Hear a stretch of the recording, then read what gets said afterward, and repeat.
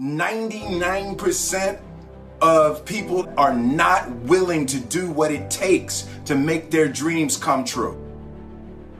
The Marines have a saying, everybody wants to go to heaven, but nobody wants to die.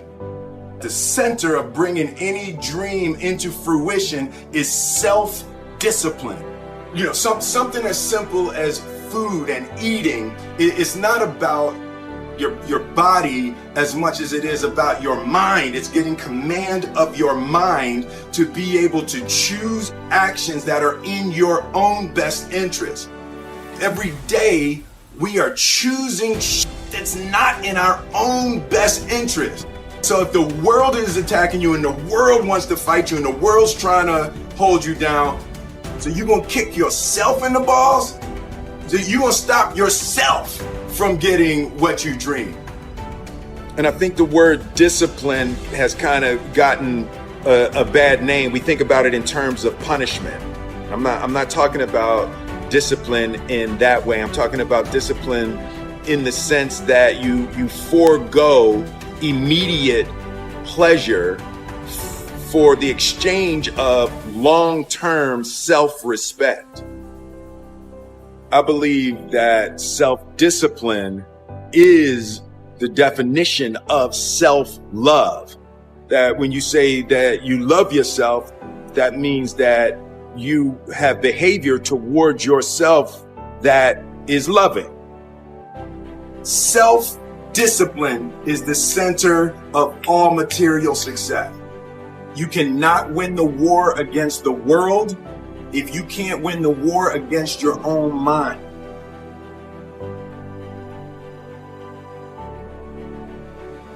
Self-love is when you say to yourself, man, look, I know you and that girl got a real connection. I know y'all vibe, but that's your girl's cousin.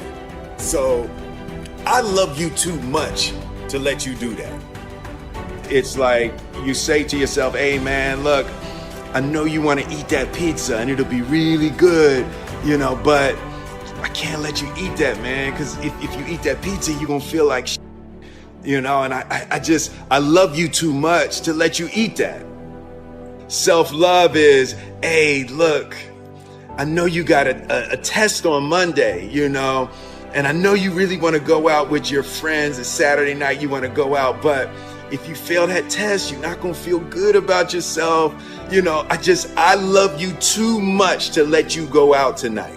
Self-discipline is self-love. If you want to be happy, you have to love yourself, which means you have to discipline your behavior. The road to sustained happiness is through disciplining your behavior.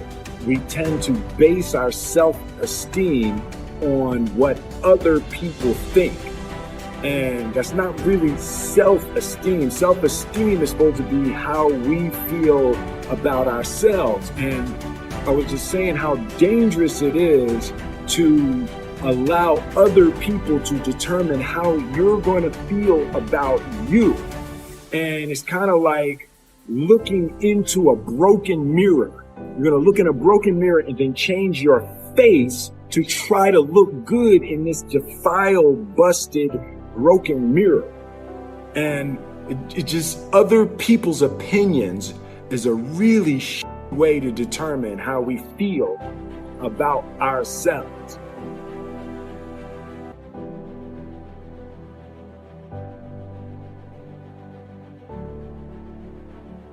It don't matter whose fault it is that something is broken if it's your responsibility to fix it. For example, it's not somebody's fault if their father was an abusive alcoholic, but it's for damn how they're going to deal with those traumas and try to make a life out of it. It's not your fault if your partner cheated and ruined your marriage, but it is for damn sure your responsibility to figure out how to take that pain and how to overcome that and build a happy life for yourself.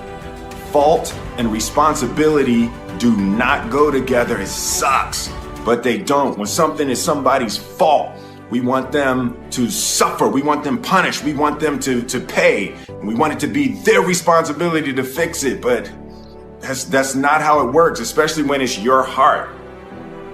Your heart, your life, your happiness is your responsibility and your responsibility alone.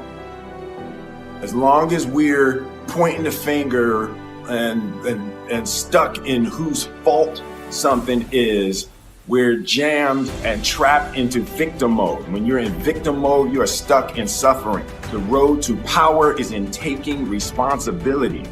Your heart, your life, your happiness is your responsibility and your responsibility alone. You can make a person smile, you can make a person feel good, you can make a person laugh, but whether or not a person is happy is deeply and totally and utterly out of your control. The prerequisite for spending time with any person is that they nourish and inspire you. They feed your flame. Look at your last 5 text messages. Are those people feeding your flames or dousing your fire? Put your phone down for just a second and look around. Look to the people around you.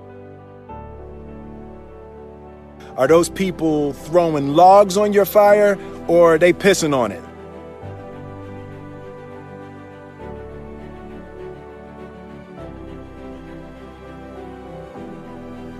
I want my life, I want my work, my family, I want it to mean something. And it's like, if you are not making someone else's life better, then you're wasting your time. The separation of talent and skill is one of the greatest misunderstood concepts for people who are trying to excel, who have dreams, that want to do things. Talent you have naturally. Skill is only developed by hours and hours and hours of beating on your craft. You don't try to build a wall. You don't set out to build a wall.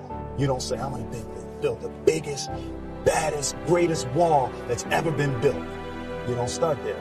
You say, I'm going to lay this brick as perfectly as a brick can be laid. There will not be one brick on the face of the earth that's going to be laid better than this brick that I'm going to lay in this next 10 minutes.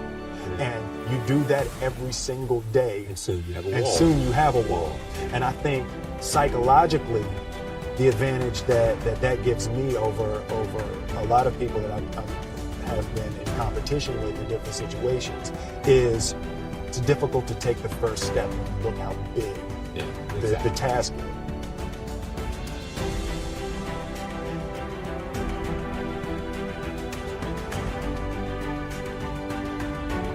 Definition of who I am is very clear to me, and it also redefines who I want to be, in that I know for a fact that I'm stronger than I thought I was.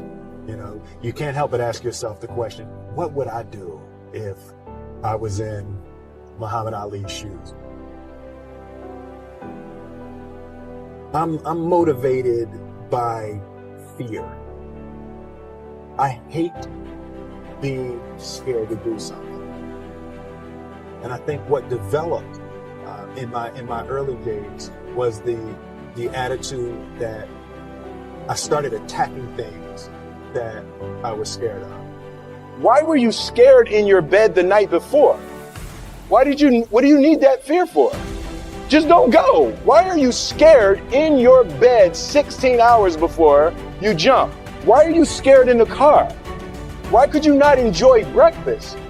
Fear of what? You're nowhere even near the airplane. Everything up to the stepping out, there's actually no reason to be scared. It only just ruins your day. You don't have to jump. And then in that moment, all of a sudden, where you should be terrified is the most blissful experience of your life. And God placed the best things in life on the other side of terror.